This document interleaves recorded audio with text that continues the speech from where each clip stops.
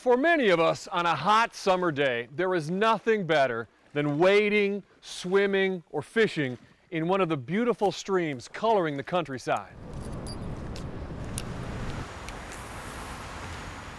There are more miles of navigable waterways in Kentucky than any other state except Alaska.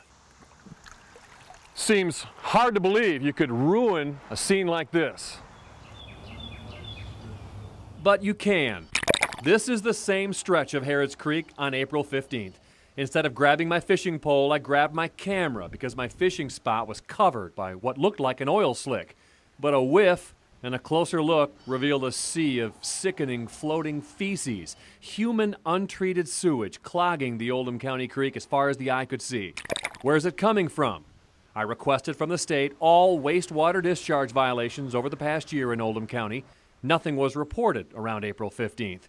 Not surprising, the EPA ranks Kentucky #1 in the nation in failure to report pollution discharge violations.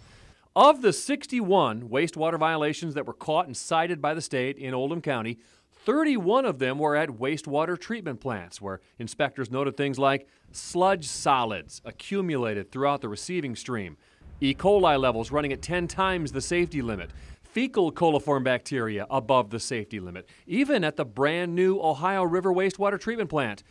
And when plant operators noted on logs that the solids needed to be removed from the stream, nothing was cleaned until 2 weeks later after a state inspection found solids throughout the receiving stream. And it shouldn't be something that, that we should put up with. You know, if you have a permit to operate a wastewater treatment plant, the last thing you want to see is floating solids in the receiving waters. Gordon Garner knows the sewage treatment business. He ran MSD for 18 years. Now he's president of the Kentucky Waterways Alliance. There's no reason for the problems that you've seen, and which apparently have been going on for years, not to be addressed. So we went to Frankfort to get answers from the man in charge of enforcement. This is a long-term case for us. He says they've had an active enforcement case against Oldham County since 2008, and they're trying to negotiate a resolution.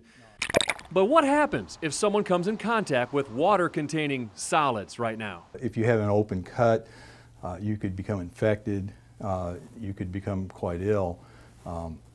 It's something that, a situation you'd want to avoid. You definitely want to avoid contact with contaminated water if it's contaminated with fecal solids. The company that operates the Oldham County Environmental Authority turned down our requests for an interview and referred us to their annual report titled The Quietly Amazing Environmental Project.